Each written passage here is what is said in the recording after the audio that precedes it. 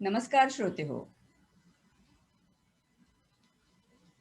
गेल्या वेळेस आपण 8वं पद बघितलं. आता ही पुढची काही पदं थोडी वेगळ्या प्रकारची आहेत. वरवर पाहता थोडी विसंगत आणि कधी-कधी अर्थबोधच न होणारी अशी बरीचशी कबीरांची पदं आहेत. त्यांना उलट बासिया असं म्हणतात. आज आपण या उलटबास या प्रकारातलंच एक पद बघणार आहोत. ही अशी पदं थोडी आडवळणं घेऊन गूढार्थांचे इशारे देतात. आता 700हून अधिक वर्षांनंतर ते पद जेव्हा त्यांच्या मुखातून प्रकटलं असेल, तेव्हा त्यांची काय मनस्थिती असेल किंवा काय मनोभूमिका असेल, हे आपण कल्पनेने जाणून घेणं कठीण आहे. आणि त्यामुळे त्याचा निश्चित अर्थ लावणं थोडं दुरापस्त होतं.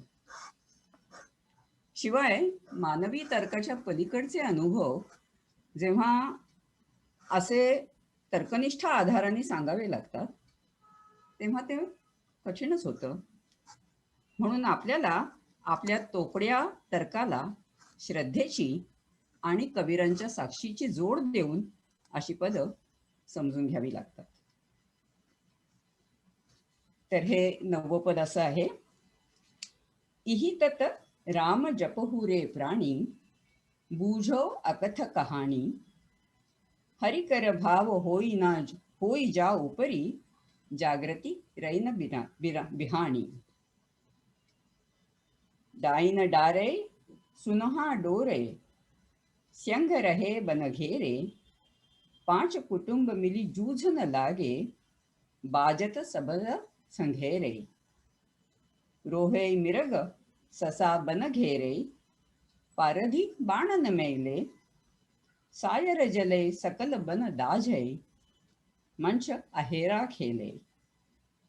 सोई पंडित सो तत ज्ञाता, सोई पंडित सो तत ज्ञाता, जो इहि पद ही विचारे, कहे कबीर सोई गुरु मेरा, आपतिरे मोहितारे.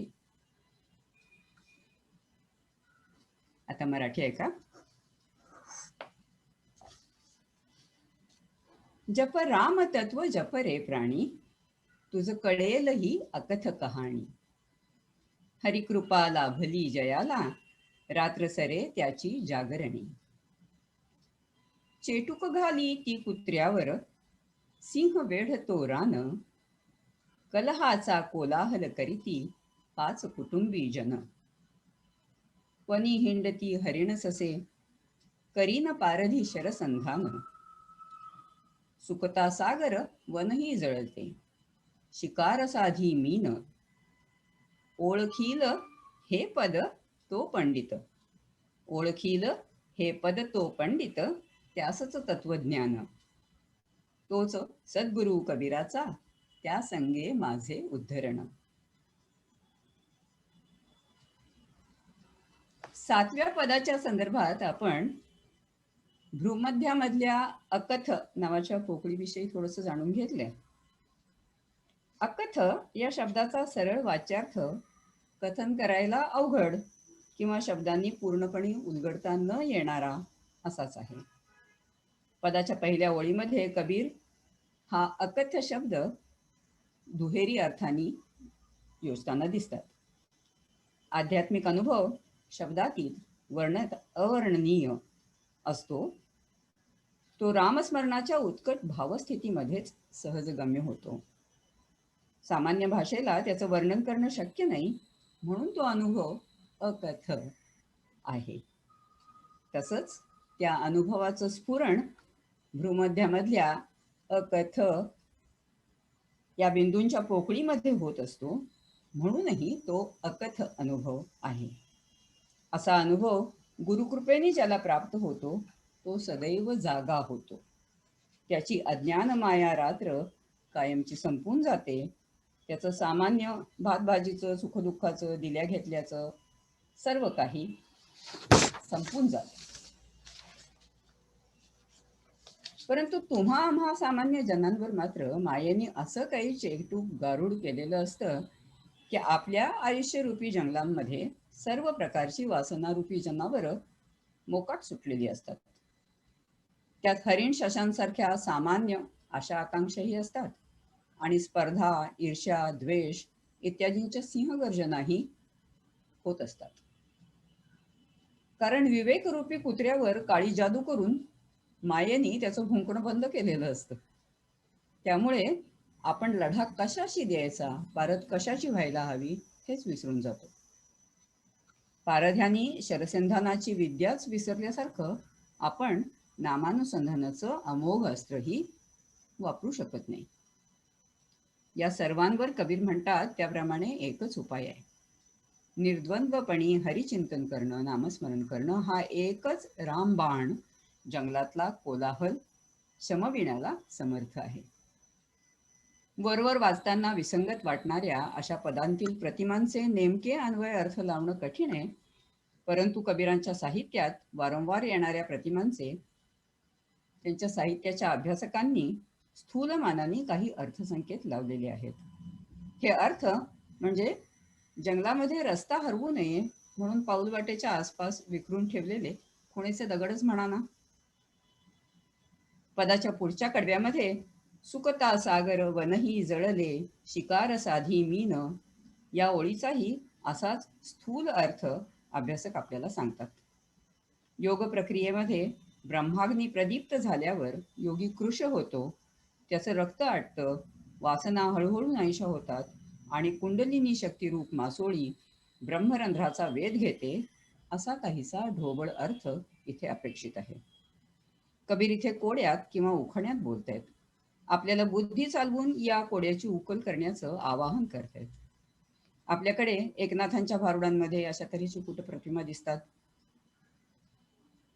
कारण एकच आहे की कबीरांसारखे, एकनाथांसारखे संत आपले शब्दातीत अनुभव तुम्हा आम्हाला सांगत असतात आणि त्यांच्या आणि आपल्या वैचारिक पातळीतच फरक असल्या कारणाने ते अनुभव आपल्यापर्यंत पोहोचवणं कठीण होऊन बसतं. म्हणूनच कबीर अखेर म्हणतायत की हे कोड उकलील किंवा उलगडील तो ब्रह्मज्ञानी.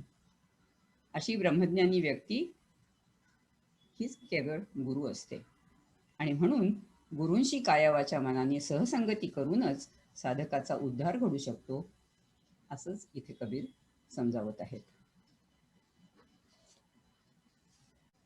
आता 9वं पद, 10वं पद.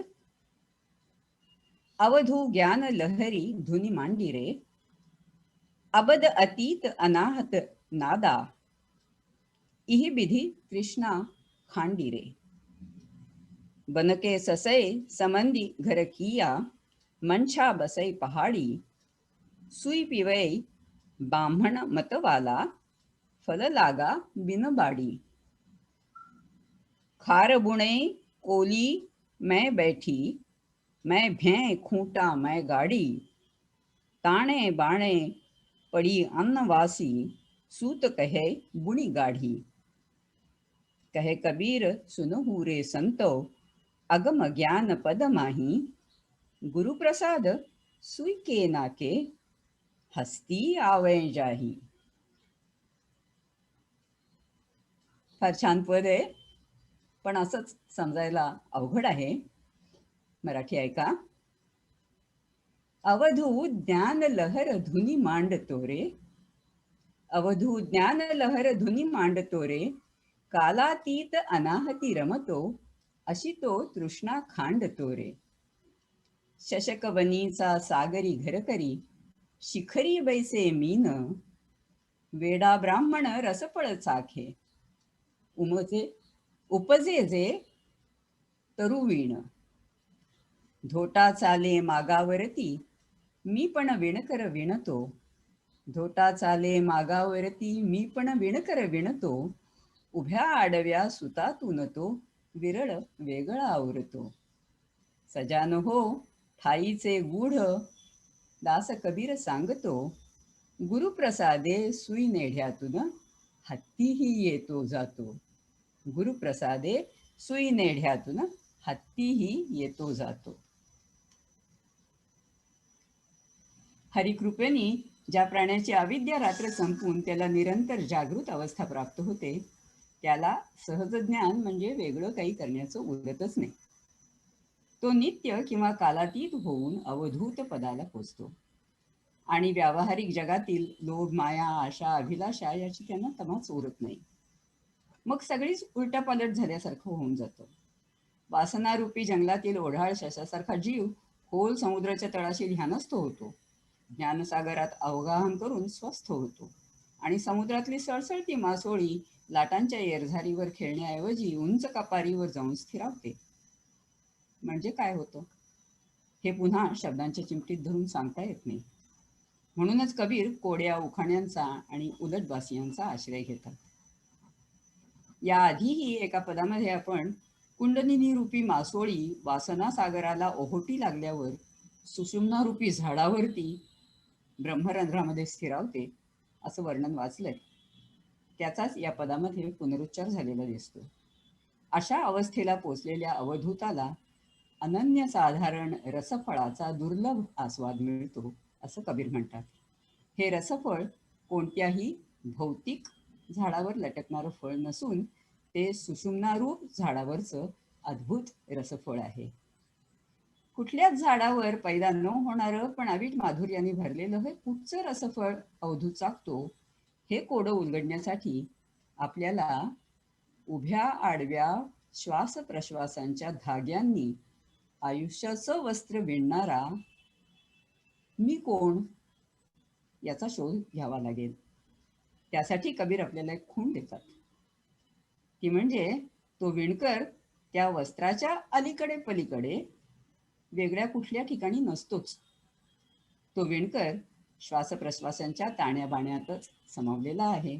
याचा प्रत्यय ज्याला येईल त्याला ते अनोखं रसफळ मिळतं.